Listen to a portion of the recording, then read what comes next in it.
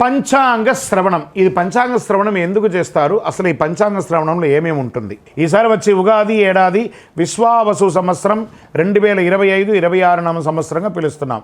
ప్రతి ఉగాది నాడు పంచాంగ శ్రవణం జరపడం జరుగుతుంది.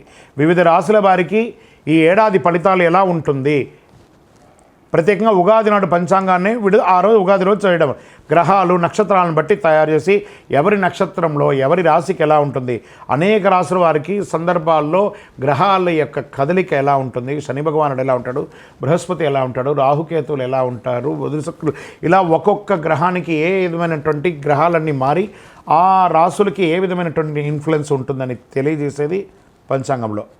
ఆదాయ వ్యయాలు, రాజపూజ్య అవమానాలు చెప్పడం జరుగుతుంది.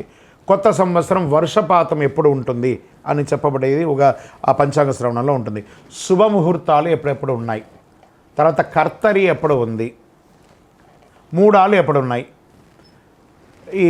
ఈ వాతావరణంలో ఏమైనా తేడా ఉందా, తర్వాత సంక్షోభం ఏమైనా ఉందా, అతివృష్టి అనావృష్టి ఏమైనా ఉందా, పంటలు ఎలా పండుతాయి, ప్రధానంగా పెళ్ళిళ్ళ సీజన్ అప్పటి నుంచి ప్రారంభమవుతుంది కాబట్టి పెళ్ళిళ్ళు ఎలా ఉన్నాయి, ముహూర్తాలు అసలు ఉన్నాయా లేదా, తిరిగి ఎప్పుడు మంచి ముహూర్తాలు వస్తాయి.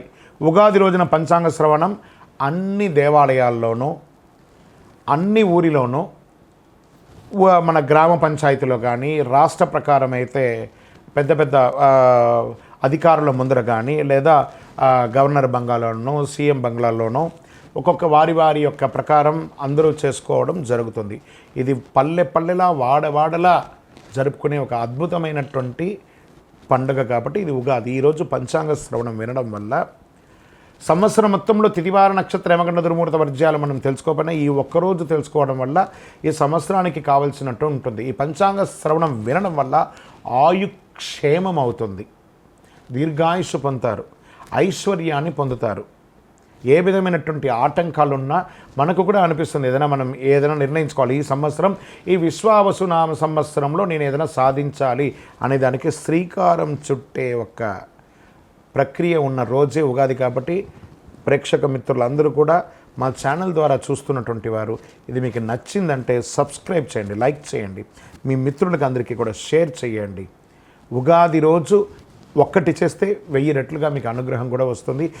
ఇది మాత్రమే కాదు, మా యొక్క ఛానల్ అభివృద్ధి కోసమే కాదు, మీరు కూడా మంచి విషయాలను తెలుసుకున్నారు, ఒక ఆనందం అనిపిస్తేనే ఇతరులకు షేర్ చేయండి. విజయోస్తు.